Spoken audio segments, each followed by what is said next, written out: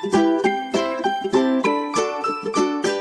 راځو ګرانو زده کوونکو مخکې له دې چې موږ تاسو مالګه مطالعه کړو که ستاسو یاد وي غیر عضوي مرکبات اول دا جمله په څه معنا غیر عضوي مرکبات غیر عضوي مرکبات په دې معنا ګرانو زده کوونکو او لیدونکو موږ تاسو یو عضوي کیمیا لرو چې بیا د خیره په 9 او 12 صنفو کې ده چې هغه کم مرکبات چې په عضوي کیمیا کې راځي هغوی ته عضوي مرکبات وایي او غیر عضوي مرکبات چې اوس زه یادونه کوم د 8 10 صنفو او 11 دغو څلورو صنفو کې چې بیا کم مرکبات راځي دې ته غیر عضوي مرکبات وایي یعنی عضوي نه غیر عضوي اوس غیر عضوي په معنا دغو نه انشاءالله پوه شولاست همدغه 2 8 یا 10 11 صنفو کې چې کم مرکبات په کیمیا کې راځي دې ته غیر عضوي مرکبات وایي دا د خواصو له مخې 4 کټګوریانې لري ګرانو زده کوونکو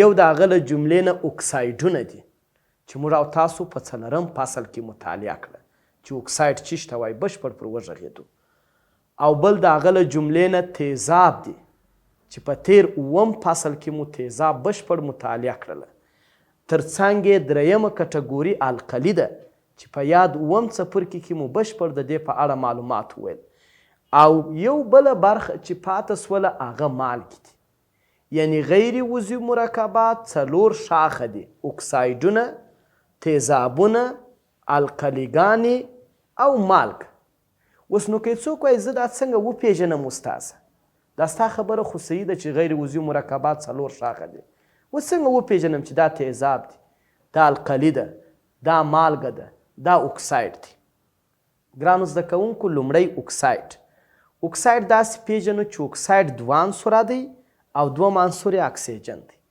که هر مرکب 2 عنصره و د 2 عناصرو څخه جوړ او 2 عنصر اکسیجن بس پوسته چې دا اکساید دی دوم تیزابونه تیزاب څنګه پیژنو په سر کې چې هر مرکب اچ ولري دا یو ډول تیزاب دی که تاسو ته پوښتنه پیدا چې استاذه اوبه خو هم په سر کې اچ لري نو آیا اوبه هم تیزاب دي بله موږ بیا 11 صنف کې وایي چې اوبه هم یو ډول ضعیفه تیزاب او القلي امپوتریک مرکب دی یعنی هم تیزابي هم القلي خو داسې نه چې یو تخریب کوونکي بلکې ډیر ضعیفه دي همداسې یعنی تیزابونه په سر کې پر اچ پیژنو پاته سوی القلیانې القلي بیا په خپل ترکیب کې او اچ لري ګرانو زده کوونکو نو چې دا 3 ډوله مو وپېژندل چې یو مرکب نه اکساید نه القلي نه تیزابي نو پاته څه شي سوه مالګه 4م ډول دی خو په سیم کې څوم نمره ول 3 نمره څو نفره سوی 3 نو خو بل څوک نسته نو چې دا 3 ډوله دي وپېژنل پاته بس مالګه د ګرانو زده کوونکو نو مالګم کیدای شي دا د مالګې نوم موږ تاسو ته واخلو تاسو خوله یو ډول اوبه وکړي ځکه مالګه تروه ده او یا هم داسې هم نه د ګرانو زده کوونکو چې ټولې مالګې نو تریو خوند لري ټولې مالګې سپین رنګ لري دا غلطه خبره ده بلکې یوازې هغه مالګه چې موږ تاسې په خوړو کې کاروو سپین رنګ لري او تریو خوند لري کیدای شي بعضې مالګې خوږ خوند ولري کیدای شي بعضې مالګې تریخ خوند ولري او کیدای شي بعضې مالګې تریو خوند ولري همداسې مختلف خوندونه مختلف رنګونه یوازې او یوازې چې د خوړو دپاره کاریږي هغه یوه ډول مالګه ده چې وروسته بحث پر کوو NaCl نو راځو مالګه تعریفوو چې مالګه څه ته وایي اول مالګه یا په انګلیسي کې ورته سالټ وایي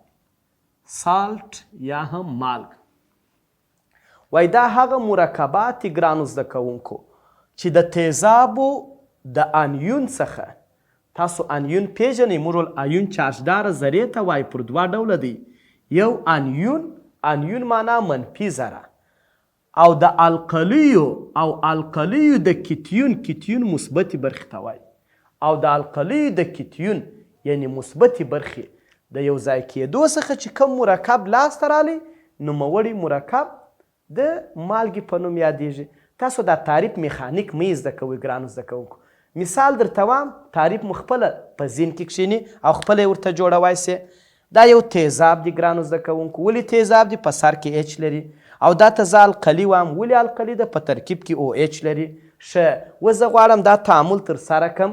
نو راځو دا خو تاسو په دوه ګونې تعویضي تعاملاتو کې ویلي وه چې د مرکب لومړۍ برخه همیشه منفي او دومه برخه همیشه مثبت. آفرین. د دې مرکب هم لومړۍ برخه مثبته او دومه برخه منفي ده. فیزیک کې تاسو ویلي دي ګرانو زده کوونکو چې مثبت او منفي یو بل جذبوي.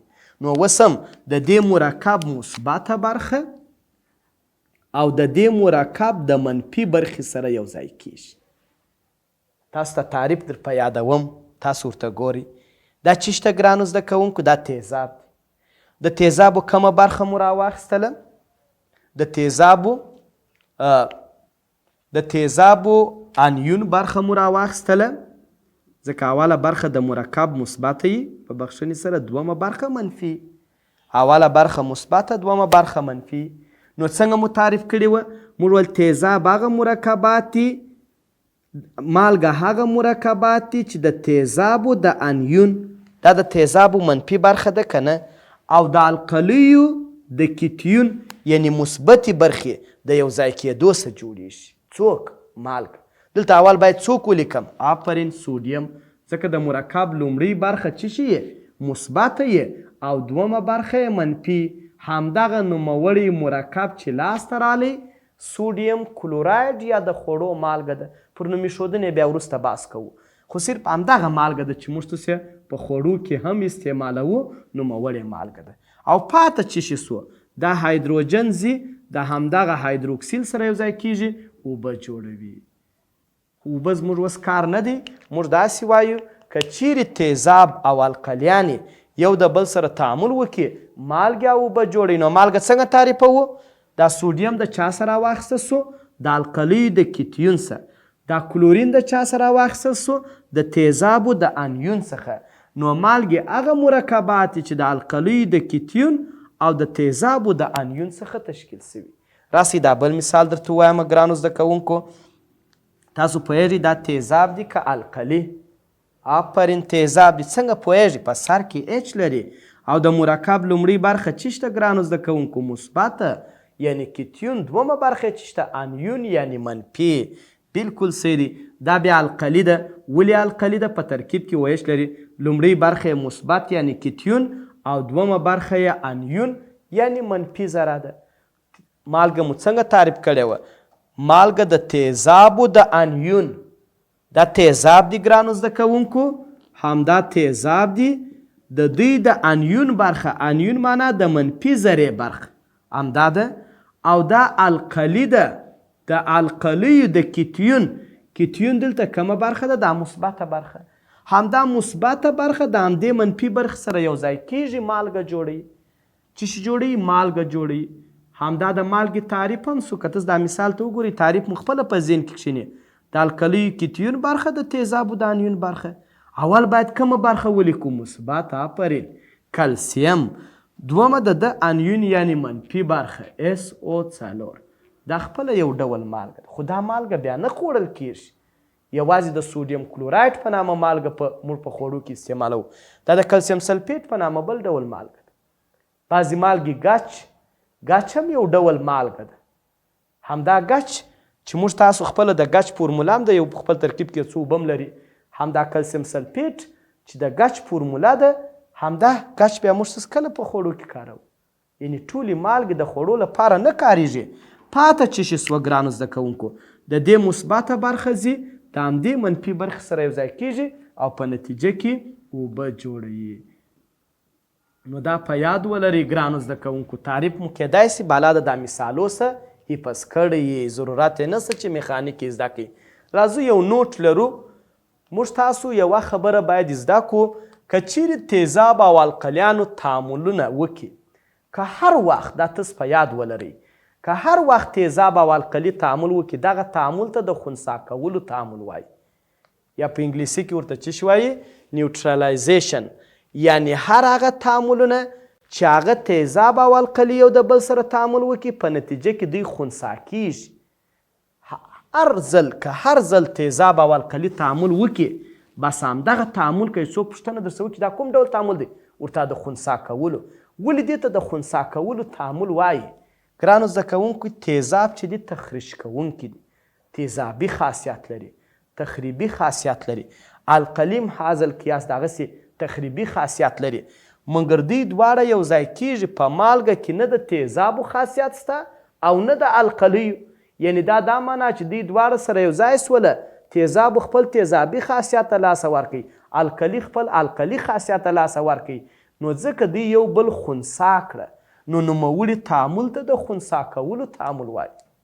په یاد ولرئ همیشه د تیزاب او القلیو تعاملاتو ته د خنثی کولو تعامل وایي او همیشه مالګه اوبه جوړوي.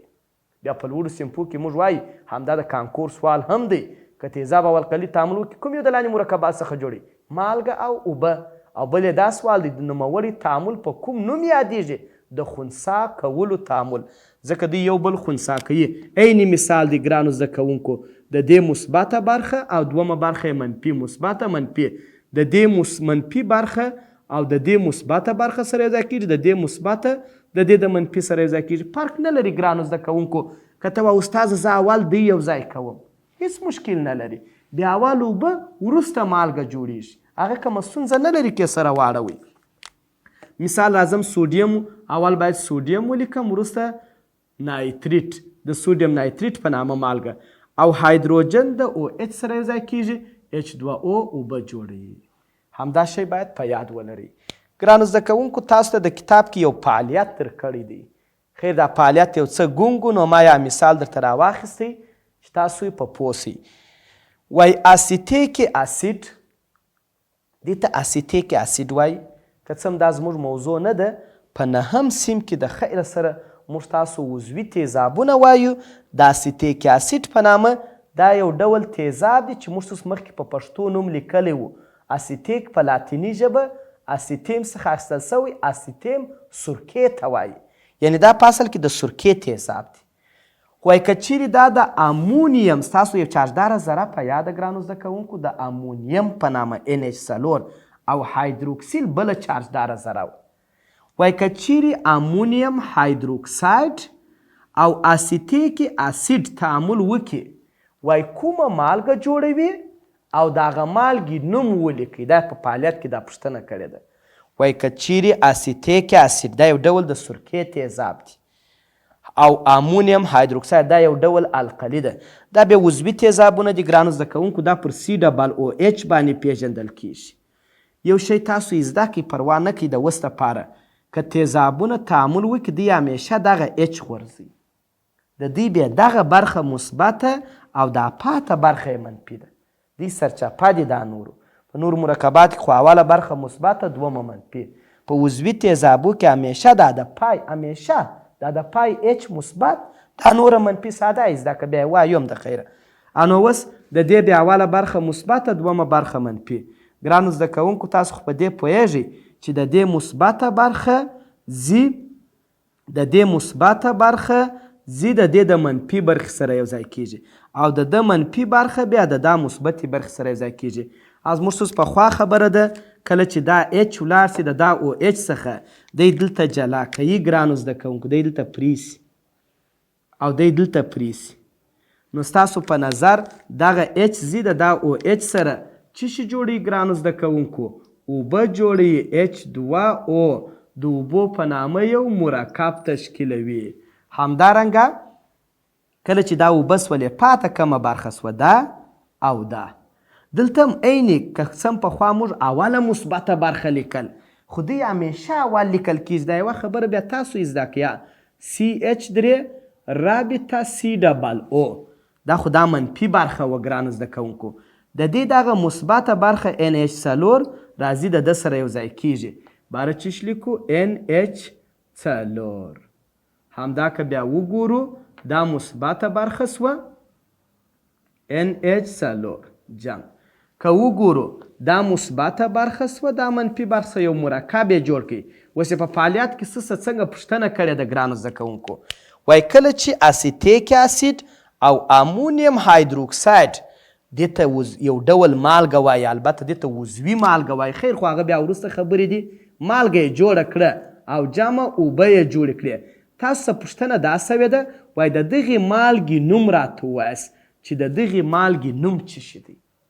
زموږ څه راروان څپر راروان موضوع د مالګو نوم ایښودنه ده. خو بیا هم د غو نه زده کړئ. دې ته چې شی وایي ګرانو زده کوونکو؟ ټوله ته اسیتیک اسید. دا یې زده کړئ.